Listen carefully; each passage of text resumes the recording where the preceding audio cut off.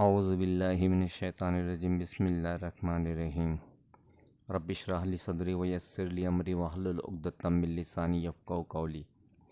अस्सलाम वालेकुम डॉक्टर्स, मेरा नाम डॉक्टर एजाज़ ख़ान है और मैं आप सभी नाज़रीन और सामीन का मेरे यूट्यूब चैनल बैन सुतून होम्योपैथी में इस्तक़बाल करता हूँ। आज हम दर्द को समझेंगे इंशाअल्लाह, लेकिन इससे पहले कि हम वीडियो का आगाज़ करें, आप हमारी मेहनत के लिए लाइक, शेयर्स और कमेंट ज़रूर करें और चैनल पर नए हो तो सब्सक्राइब भी ज़रूर करें। इससे पहले हम कुछ दर्द को समझ लेते हैं। तो दर्द क्या है? दर्द यानी शदीद, बहुत शदीद, बहुत ही ज़्यादा शदीद नापसंदीदा शय जो कि हमें नहीं चाहिए होता है। और दोस्तों, कमेंट करके बताएं कि किसी को दर्द चाहिए होता है क्या? यस या नो में जवाब दीजिए। मेरे कानों में शदीद दर्द हो रहा है डॉक्टर, मतलब मुझे ये नहीं चाहिए, मैं इसे पसंद नहीं करता। यही वजह है कि कुरान मजीद में हम दर्द को सिर्फ पढ़ लेते हैं लेकिन कभी महसूस नहीं करते। ये जो नाफरमानों, मुशरिकों और मुनाफिकों से मुताल्लिक़ कुरान मजीद में अल्फाज आए हैं, अगर आप इसके एहसास को समझ सके तो कभी आपके हाथों से कोई गुनाह ना हो। अज़ाब अज़ीम, बहुत बड़ा अज़ाब, अज़ाब अलीम, दर्दनाक अज़ाब। अल्लाह सुब्हानहू व तआला हमें ऐसे अज़ाब अलीम से महफूज रखे, आमीन।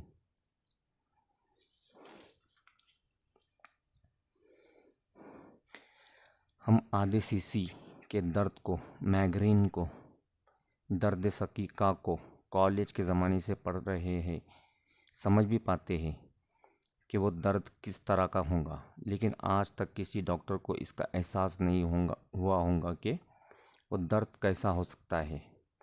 ये एहसास तो सिर्फ उसी को हो सकता है जो कि वाक़यातन माइग्रेन का मरीज़ हो। खैर, तो ये है दर्द यानी नापसंदीदा शय, और इसे यूँ महसूस करे अपना चेहरा बनाए हुए कि वो दर्द वाकई में मुझे दर्द हो रहा है। तो ये है दर्द जिसकी वजह से हमें गुस्सा भी आता है, हम गमगीन हो जाते हैं और दिल को ठेस भी पहुंचती है।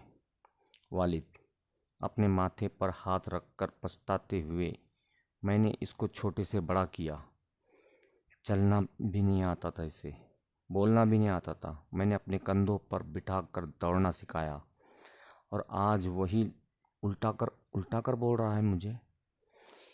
इसकी बात मेरे यहाँ डॉक्टर साहब और सीने पर हाथ रख के कहता है, यहाँ सीने पर जाकर लग गई। इसी तरह हालात, जिस्म धीरे धीरे इन छोटे छोटे दर्दों को जमा करना शुरू कर देता है। लोगों का कहना है कि वज़न ज़्यादा होने की वजह से घुटनों का दर्द होने लगता है। अगर यही बात हकीकत होती तो अदनान सामी, गणेश आचार्य या डॉक्टर हंसराज हाथी को सबसे ज़्यादा दर्द होना चाहिए था, क्योंकि ये ना सिर्फ अपना भारी वज़न लेकर घूमते हैं बल्कि बेहतरीन डांस भी करते हैं। पछतावा कि मैंने ये क्यों कर दिया, और फिर सर पकड़कर बैठ जाता है। शाह, फिर सर उठाकर या हाथ दीवार पर ज़ोर से मारता है, जिसकी वजह से ज़ोरदार आवाज़ पैदा होती है। और इसके बाद जो दर्द होता है, ये है दर्द। यहाँ ये जान लो कि ये दर्द हाथ पर लगने का नहीं है, बल्कि किसी किए गए गुनाहों का पछतावा इसका दर्द है। इस दर्द से कहीं ज़्यादा होता है। तो दोस्तों, खुद को कभी भी गुनाहगार ना समझो और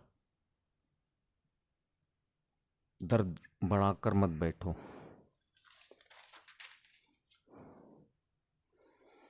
हम इंसान हैं और इंसान तो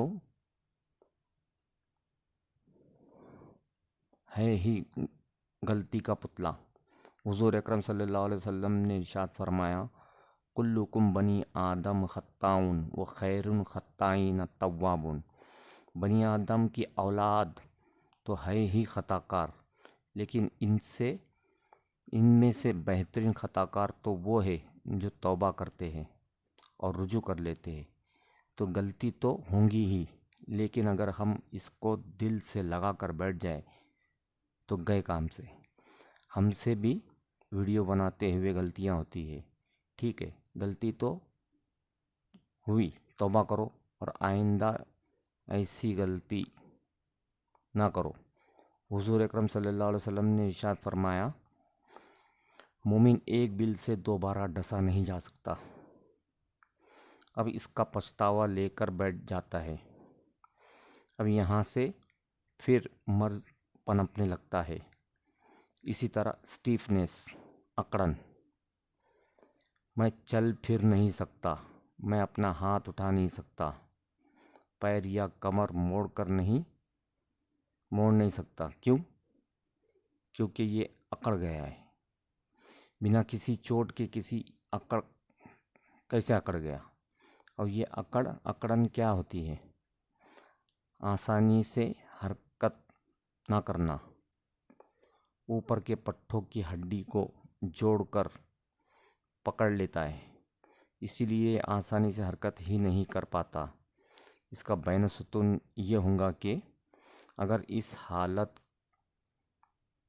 ऐसी हालत किसी की हो जाए तो वो इसका मतलब है इसकी ज़िंदगी अब आसानी से नहीं गुजर रही है।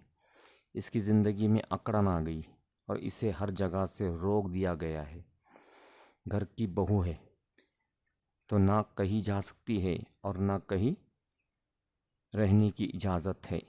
वो तो खुद से कुछ कर भी नहीं सकती, ना खुद का फैसला ले सकती है। और ये जो रोक टोक है, इसके तहत शऊर में जाकर अटक गई और वो अपना सर उठाकर बैठ गई। शाह, मैंने अपनी ज़िंदगी में कुछ नहीं किया। इस पछतावे का रद्द अमल अकड़न है। उम्मीद है कि फ़लसफ़ा बैनसुतून आपको समझ में आ रहा होगा। मिलते हैं अगले हिस्से के साथ, तब तक के लिए अपना ख्याल रखें। अल्लाह हाफिज़।